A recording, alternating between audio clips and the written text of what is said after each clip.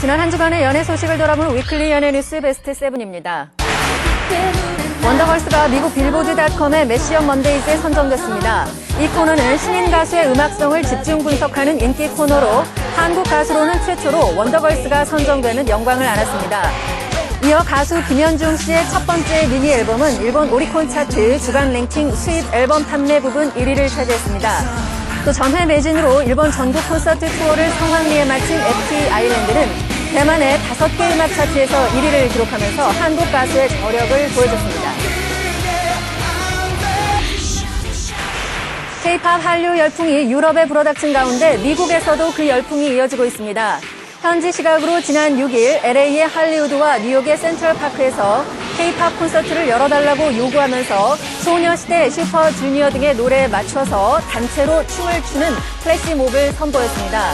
또 영국에서는 그룹 빅뱅과 21 등에 속한 소속사의 공연을 바라며 현지 시각으로 오는 9일 런던 중심지 트라팔가에서 플래시몹 행사를 벌일 예정입니다.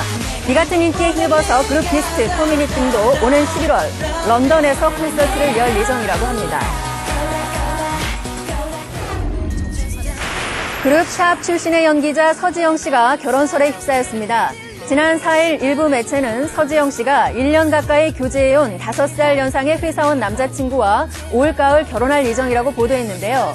하지만 소속사 측은 공식 입장을 통해서 서지영 씨가 결혼을 전제로 만나고 있는 남자친구는 있지만 아직 결혼을 논의하기에는 이른 시기라면서 결혼설에 대해서는 부인했습니다.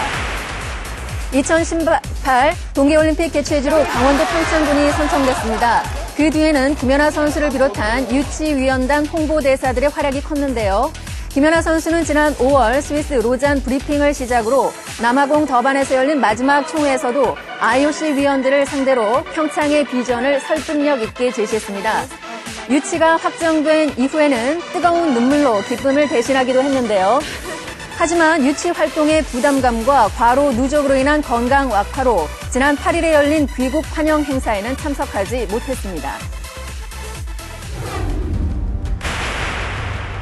지난 4일 강화도 해병대에서 발생한 총기 난사 사고로 인해서 4명의 대원들이 목숨을 잃는 안타까운 사건이 있었는데요. 희생자 가운데 임혁필 씨와 걸그룹 나인뮤지스의 멤버 은지 씨의 사촌 동생이 포함되어 있다는 사실이 알려졌습니다. 빈소를 찾은 임혁필 씨는 사촌 동생이 해병대 선배인 자신의 권유로 해병대에 입대했다는 이야기를 전하며 자책하는 모습을 보이기도 했는데요. 다시는 안타까운 죽음이 발생하지 않기를 바라며 삼가 고인의 명복을 빕니다. 서태지 씨와 이지아 씨의 팽팽한 법정 공방전이 계속되고 있습니다. 양측의 공방은 당초 변론 기일이었던 지난 4일 서태지 씨 측이 기일 변경을 요청한 뒤에 양측이 보도자료를 통한 서면 공방을 펼치며 시작됐습니다. 두 사람은 서로의 주장에 대해서는 정면 반박하는 등 입장 차이를 좁히지 못했는데요. 하지만 공통적으로 양측은 합의할 의사가 있음을 밝혔습니다. 오는 8월로 연기된 변론 기일, 향후 이들의 행보에 관심이 집중되고 있습니다.